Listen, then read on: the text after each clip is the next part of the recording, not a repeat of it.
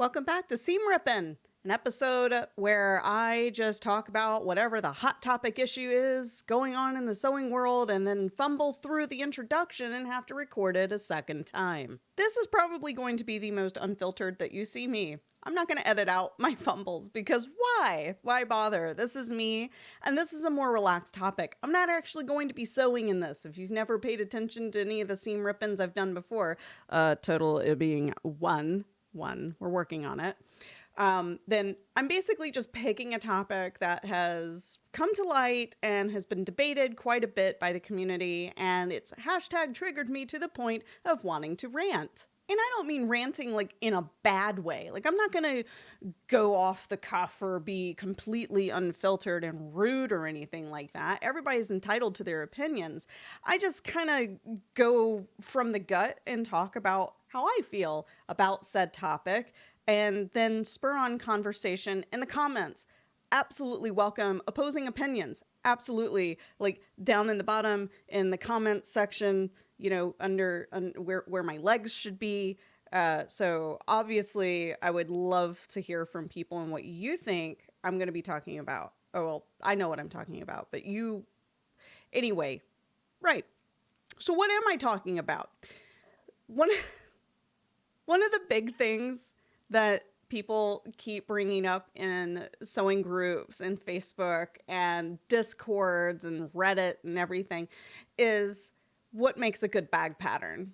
And as someone who designs a handful, like a literal, I have 5 patterns out, as someone who designs those patterns, that's a really important topic for me to follow. I want to know what people think, not of my patterns. Well, I do care, but I want to know what they think of patterns in general. Like, what are your hot button issues? What does make a good bag pattern in your eyes? And it's just like buttholes. Everybody's got one and they all stink. So there's options. God, is that family friendly? I don't know. Anyway, there's all these different features that everybody wants, and you're never going to devise the Quizak Haderach of patterns, and bless you if you got that reference. So for me, it's rolling up sleeve time. For me, the top things that I wrote in my handy dandy notebook here are correct sizing of the pieces. I cannot tell you how many times I've purchased a pattern from a designer, even new or upcoming, existing even, that had sizes of the pieces that didn't go together correctly. And yes, I very expertly followed the pattern's instructions. Things like gussets, you don't realize that sometimes people just don't test these things. And I, you know, like when I get around to doing the third how to make your own bag pattern video, it's all going to be about testing, making adjustments, clarifying your instructions, which goes to my next point, which is clear instructions. I would like there to be clear instructions with clear photos or illustrations, because if I can't follow along with what's going on with the text, and then I can't, as a visual learner, look at your photos and kind of figure out what's going on, then I'm going to be completely confused, frustrated, and not want to make the bag. And it's kind of hard to gauge that without investing and purchasing a bag pattern from a designer, which I feel is kind of why a lot of us offer a free pattern, so you can kind of get a feel for how we do things. So like I have a free pattern. I have the hopeful sling, and it's simple. And honestly, I don't think I could fathom a scenario where I would try to sell that pattern because it's just so, to me, it was just so simple and it didn't really require a whole lot of work. And I thought, you know, this is a good thing to offer to the community and to potential customers to see, you know, what's going on. How does Fierce Kitten Studio write their patterns? So I guess to my point with this is those are like the 3 big things for me. But I'm also extremely experienced. I have way too many years, 28 years of sewing experience. which for some of you is probably baby years, but for me, that's a lot of years. You can see it here, all through here, and I'm sagging here. Oh my God. So for me to look at a pattern that, might have some kind of fuzzy details with their instructions and stuff, I typically know how a bag is constructed. It doesn't really matter what the type is. I can probably fuddle through. The thing that, of course, gets me is the mismatched piece sizing. Like, it just, I cannot when things don't line up. And when I wrote the convention raider pattern and I designed that out, that was bonkers, because I spent literal weeks making sure that the gusset fit that front pocket, the 3D pocket, that part. That drove me nuts. Oh my goodness. But it was important to me that my pattern had that. And this whole rant video isn't really supposed to be like a sales pitch for my patterns at all. I hold so many pattern companies in high regard. So I am not, I have none that I would really gripe about, really. I mean, that it's rude to do that openly in name and shame in any case. And I would like to say this thread that I saw in a group, no one named and shamed. And I was like, thank you, because little anxious me was sitting in the background like, I wonder if they're talking about my pattern. I was like, no, I do this thing. So let's talk about the nice to haves, now that I've gotten my anxiety out of the way. So nice to haves are things that I would consider, like, you don't have to have it in the pattern. It's nice, but it doesn't stop me from buying the pattern if it doesn't have the thing. So let me grab my handy dandy notebook again. Let's see. The big one, video tutorial. As a visual learner, I love when pattern designers do put out a video that goes with their pattern. I'm not going to judge business tactics, but I don't see myself at least charging for access to the video tutorials. I know that some people do that. You got to get that bag, baby. I can't judge their life or their business infrastructure. That's all good. As long as the videos are good and they present the content and they teach and they're to the point. That's why I have these Seamrippin videos, so I can just kind of ramble. Then I'm fine with that. And I don't even have a video tutorial for every bag.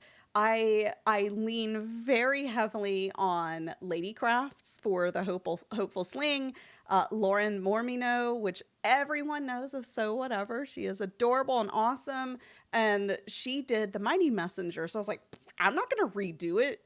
She just did it. Give her, all the video credit and love. So I linked directly to her pattern, kind of like a review, but she goes through it and she's so good at teaching. Like, why would I want to double up on that? So I promote her. I never did do one for, I didn't do one for the, the perfect pouch. I need to do that. I do. But I did do a binding video. The only thing that's weird in that bag is the binding, because for whatever reason that scares people, which leads into the other nice to have, right? I call them the pluses. So I guess people are scared to death of binding. And even on my page that I have listed on my shop for the perfect pouch, it's in bold lettering that it does use bias binding as a strategy for putting together the bag. And people still buy it, and weekly I will get hate mail from people who are like, I'm like, I'm sorry. There are ways to get around it. You can do a drop lining if you want for a bag like that. I'm like, get over it. The binding is fine. But a lot of people won't buy a pattern if it has binding, and I get it. It's daunting. But the thing is, nobody's going to see the binding. Unless the binding's on the exterior, no one's going to see it. It is okay if your stitch on it looks like crap. Okay? Because my whole thing is, if somebody's looking at the inside of the bag, you did something else wrong, because they're not distracted by the beautiful exterior. So clearly it needed a lot more flashy bling on the front. Let's see. Oh, freedom units versus metric, inches versus millimeter. Otherwise, really imperial units versus metric. And I get that. I do. I admittedly, I am I'm very American. I'm not American, but I'm American. But, yeah, I understand. I am just scared that, at least in my patterns, that I will put the wrong millimeter measurements in there and I will mess something up. So perhaps going forward with whatever next pattern I may do, I might actually ask for someone from the community that knows metrics to just double check everything, because it's not like whole numbers here and there. It's like blah, blah, blah, like 12.5 millimeters or something for an inch. You see, I don't even remember. It's terrible. Acrylic options. So for me, I have to use acrylic templates. I cannot abide, like if it's a bag that I'm going to be making often, like I am constantly churning out the clematis. When I want to get ready to like stock up for a holiday or something, I will load up and crap out clematises like that. And I love production sewing. It's a super hack and I love it. And I should probably do a video on that. Put a pin in that. So, so I like to get acrylic templates, and not all bag designers will work with a shop like that template shop, formerly known as Tops and Bobbins. I get it. But there are ways around it. You can do it with poster board, foam core, just craft foam if you want, and then plastic dish mats from the dollar store. Which I do have a video on that. And if I remember to, I will put a card in so you can click it. It'll show up somewhere up there if you're interested in that. No measuring cut. And this honestly is why I put any piece that could be measured and cut on the last page, like the very last, so you can skip on it. If you don't want to print it and some people love to measure and cut. I freaking hate it. I do. I absolutely hate it. So that gets a wild no from me. But if it's a measure and cut piece, like it's like you'll hear people complain, like, why do I have to print all these rectangles? What's up with this? And on the fold and some people like it, some people don't. I won't, like I said, I won't measure and cut. And I guess the other final thing is now that the craft cutters, the home cutters like Cricut, Silhouette, Brother, Scan and Cut, they're more widely available, and they've become a lot more advanced. They can do better materials nowadays. So SVG files are now the thing that people want. I totally understand. That's going to be something that I start doing on the side, is just, having that bundled in with the packages going forward, the patterns, I mean. So I guess what it really boils down to is some of those pluses. I mean, depending on the importance level of it to you, really aren't deal breakers for a lot of people. And some bag designers don't have this setup. This is a bonkers setup. Hold on. Let me show you how bonkers this setup is. Yeah, so this is what I mean. It's a little wobbly because I'm just using my hand, right? So we've got a ring light. I've got one monitor there. And I've got the other monitor here with a DSLR camera. That's a DSLR camera. Ooh, oh, that's funny. Well, I'm just distracted now. Anyway. So I've got a DSLR camera there, and then I've got a fill light up there. So like people don't have this. Look at this microphone. Look at this microphone. This is redunculous. This is the kind of stuff that not everybody has access to. This right here, this happens to be my cutting table. So I've got an iPad, 2 lights. I've got another webcam up there. That's the Razer Kio. And yeah, another DSLR. So guess what I'm trying to say is that that might be like an ableist kind of thing to say. Is like, it's fine if you're like, you have to have a video tutorial. I can't cope without a video tutorial. And I'm not mocking you. I'm just saying, stop and think for a bit that not everybody has this kind of setup. A lot of us grew into it. I've been live streaming on Twitch for 7 years. I didn't start out with this stuff. I started out with a MacBook that had like a really crappy camera in it, and only the one camera. So all of this is just what's happened organically over the years in order to be able to produce good quality video. So if somebody can't produce, you know, the video that accompanies, maybe it's because they don't feel like they're able to provide you with, you know, the good produced content. English is a hard language. So anyhow, I didn't want to ramble for like an hour or anything, but I thought this is a really good topic to like have a discussion on. And if I wasn't so scared of hitting go live on YouTube and streaming just to myself, I probably would have done this live. I just don't know how many people would show up for that kind of talk. So it's more like, I don't know, an unfiltered education on what makes a good bag pattern. It's just like throwing those 3 things in there. So the core tenets of what a good bag pattern would be, or any pattern really, is make sure the pieces that are offered in the pattern actually come together and make what they say they're going to make, have clear instructions.